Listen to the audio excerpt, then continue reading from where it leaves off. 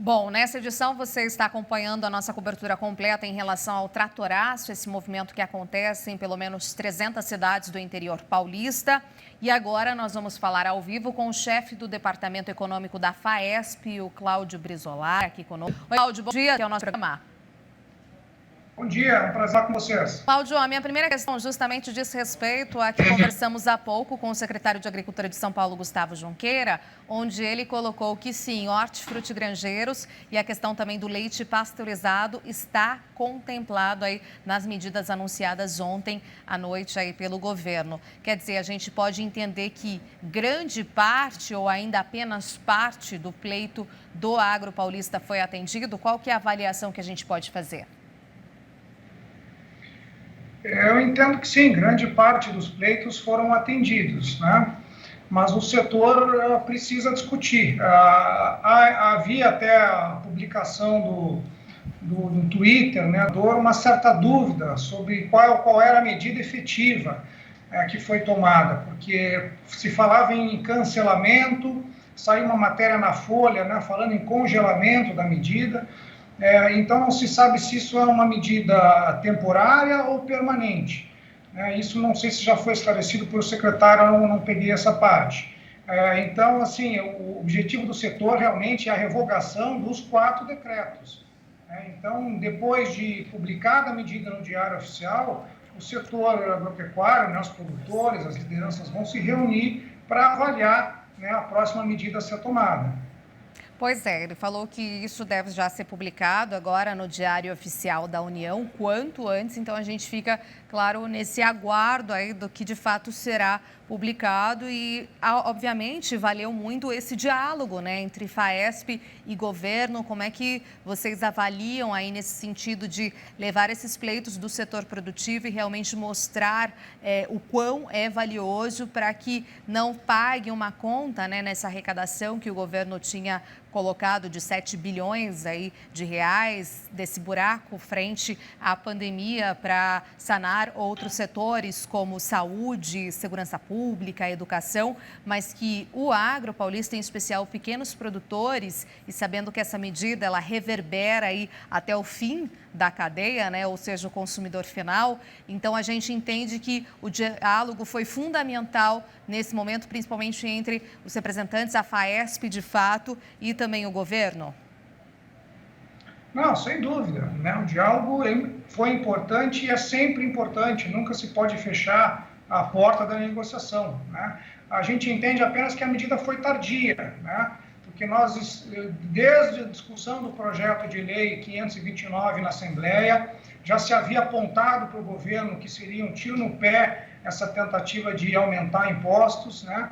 O setor está desestruturado, ainda principalmente o pequeno produtor por conta da pandemia, né? A renda, né, das famílias diminuiu, enfim. Então, qualquer tentativa de aumentar impostos levaria a uma redução no consumo.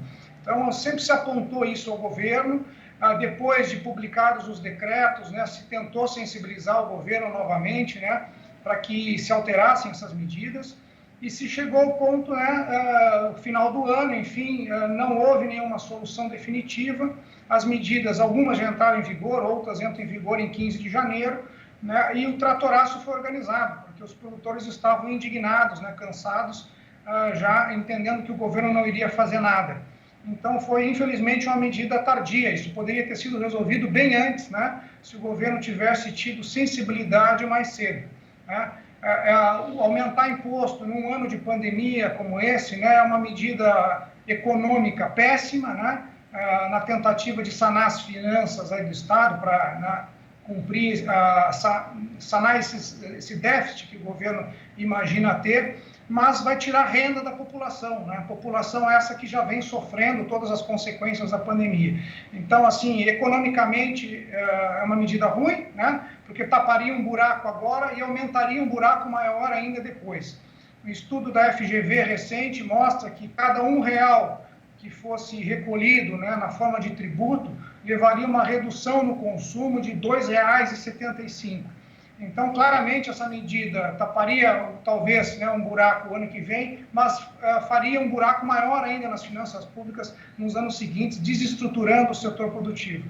Então, economicamente e socialmente não faz sentido essa medida. Pois é, na verdade, o que muitos especialistas também colocaram é que faria o sentido contrário, né? O reverso do que seria aplicado de fato. E a gente vai falar daqui a pouco, ainda nessa edição, com a Thalita Pinto, que é a pesquisadora, a doutora que encabeçou esse estudo da FGV Agro ainda nessa edição. Portanto, qual que é o balanço que a gente pode fazer já desse tratoraço de hoje? O que você tem para dizer aos produtores rurais paulistas? Olha, o balanço é positivo, né? Porque esse sentimento de indignação que tomou conta do setor produtivo acabou unindo os produtores, né? Aglutinando lideranças, né? Então, o setor produtivo vai sair mais fortalecido, né? E sabe que tem que se juntar, tem que trabalhar unido, né? Para conseguir as coisas. Foi difícil fazer essa sensibilização junto ao governo, né? Mas a gente entende que o tratoraço, a mobilização dos produtores, e não só a sensibilização junto ao governador, mas também junto aos deputados que contribuíram para a aprovação da Lei 17.293, que acabou resultando na publicação dos decretos. Então, os governantes, né, precisam entender que precisam ouvir o setor antes de tomar qualquer tipo de medida. E os produtores saem fortalecidos desse processo, né?